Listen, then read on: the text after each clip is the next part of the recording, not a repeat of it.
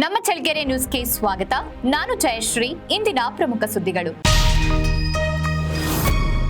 ಹಳ್ಳಿ ಹುಡುಗಿ ಮೊಸರು ಗಡಿಗೆ ಎಂಬ ನಾಟಕಕ್ಕೆ ನೂರಾರು ಪ್ರೇಕ್ಷಕರು ಸಾಕ್ಷೀಕರಿಸಿದರು.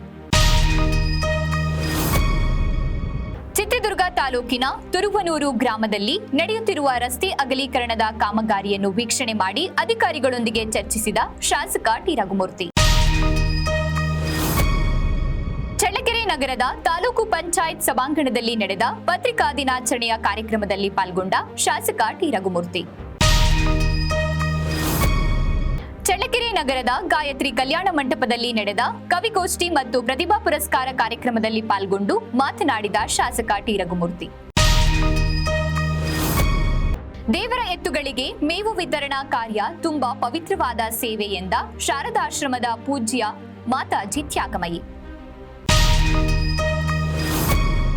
ವಿವೇಕ ಜಾಗೃತ ಬಳಗದ ವತಿಯಿಂದ ಸ್ವಾಮಿ ವಿವೇಕಾನಂದರ ಪುಣ್ಯಸ್ಮರಣ ಪ್ರಯುಕ್ತ ಚಳ್ಳಕೆರೆ ನಗರದ ವೆಂಕಟೇಶ್ವರ ನಗರದಲ್ಲಿ ವಿಶೇಷ ಚೇತನರ ಶಾಲೆಯಲ್ಲಿ ಮಕ್ಕಳಿಗೆ ಸಿಹಿಯೂಟ ಮತ್ತು ಟಿ ಶರ್ಟ್ ವಿತರಣೆ ಮಾಡಲಾಯಿತು. ವಲಸೆ ಗ್ರಾಮದಲ್ಲಿ 134ನೇ ಡಾಕ್ಟರ್ ಬಿಆರ್ ಅಂಬೇಡ್ಕರ್ ಜಯಂತ್ಯೋತ್ಸವವನ್ನು ಅದ್ದೂರಿಯಾಗಿ ಆಚರಣೆ ಮಾಡಲಾಯಿತು. ಅಖಂಡ ಕರ್ನಾಟಕ ರೈತ ಸಂಘ ಚಳ್ಳಕೆರೆ ತಾಲೂಕು ಶಾಖೆ ವತಿಯಿಂದ ಬರ ಪರಿಹಾರ ಮತ್ತು ಬೆಳೆ ವಿಮೆ ಒತ್ತಾಯಿಸಿ ಬೃಹತ್ ಚಳುವಳಿ ನಡೆಸಲಾಯಿತು.